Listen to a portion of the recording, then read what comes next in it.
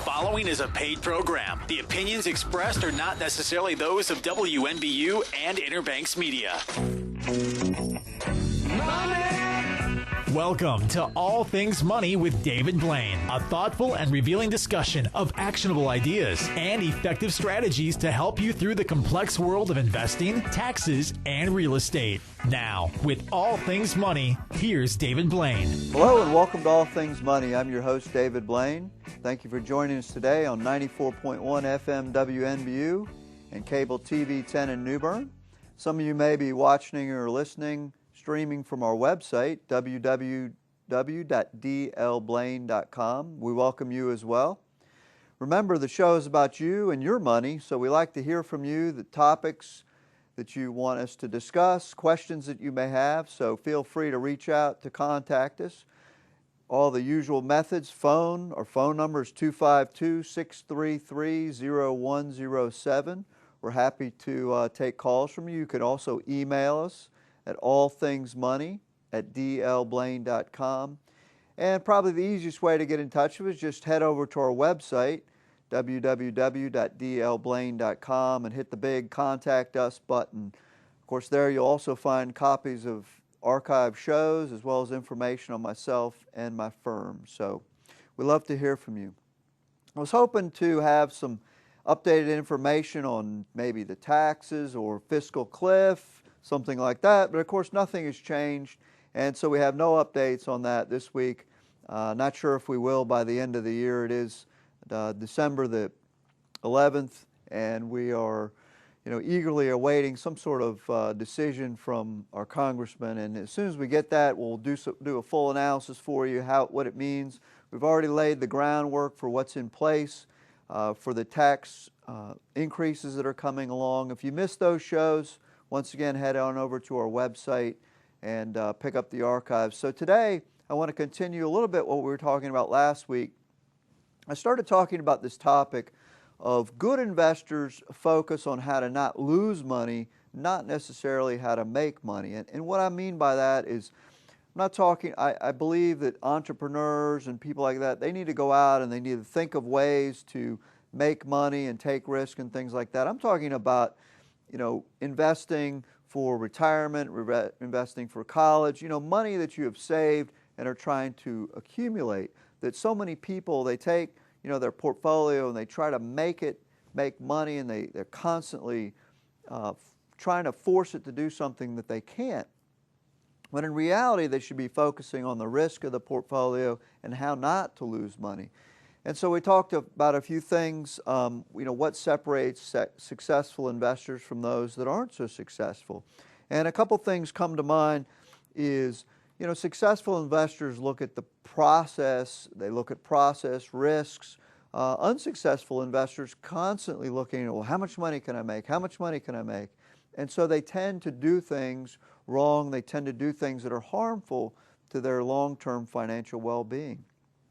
One of the interesting things, if you look at, I don't want to turn this into a psychoanalysis show, but behavioral finance is very interesting emerging body of knowledge that's out there.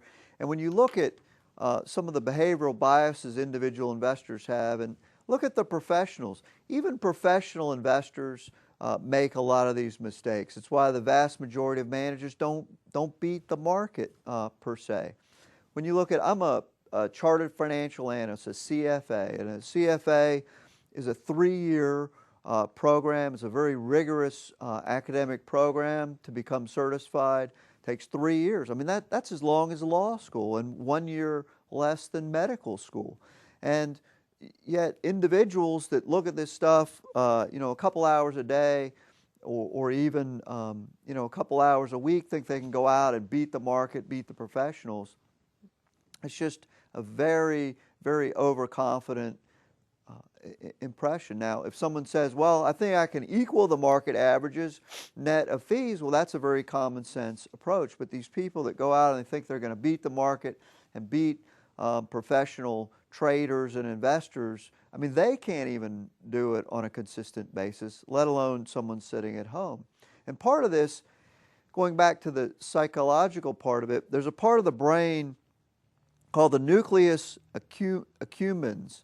which is the center that is stimulated through the use of drugs and alcohol. And they've done studies, and people watching TV, this is the part of the brain that gets stimulated, and especially finance shows.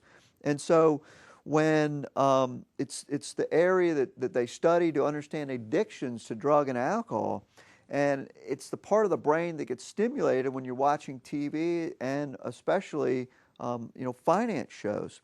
And so people make these financial decisions while that part of the brain is stimulated, and they're just awful decisions. And so instead of making rational type decisions, a lot of times people make these intuition type decisions that are based really on something they saw on TV. I was reading something the other day, and they were talking about, it was an elderly gentleman in his 60s or something, and he was talking about how back in late 90s he bought some technology stocks because he heard a TV show about it, or he read an article about it or something, and so he loaded up on these tech stocks and proceeded to lose half his portfolio. Anyway, so some of these biases that people have, you need to be conscious of. And we talked about one, overconfidence. Many investors are flat out wrong, but they're never in doubt. I mean, they're always wrong. And when you look at the TV, they talk about hedgehogs and foxes. And the hedgehogs are the people that get up there and they're always, oh, it's a bear market, a bear market, a bear market, or buy gold, buy gold, buy gold, or it's a bull market, it's a bull market, it's a bull market. They always have the same thing to say, and they're extremely confident. And these are the people that get on TV. Now, the foxes, on the other hand, is kind of the way we look at things, is we know a little bit about a lot of things, and we know enough to know that we don't know the answer. Well, most people are not that way. You've probably heard of the surveys. They ask people, do you consider yourself an above-average driver? And 90% of the people out there consider themselves an above-average driver. Same thing, which is impossible. Same thing in investing, is you ask people, and they all think they're an above-average investor. And the more educated an investor is, and the smarter they are, and the more expert in their own field, the harder it is for them to be a good investor, because they think that they can know so much about investing and they become overconfident. The other thing is what we call hindsight bias. And hindsight bias is when you think you know something that you really didn't. So we hear it all day right now is, oh yeah, I saw the 2008 crash coming. And it's this hindsight bias that people think they knew something ahead of time and they didn't. And so now when they're in that situation, they assume that they're going to know it again into the future. Well, that brings us up to our first break. When we come back, we'll continue talking about some of the mistakes that investors make, and we're going to tie it in with a really big one that I think a lot of investors are making today. So for All Things Money, I'm David Blain. We'll be right back.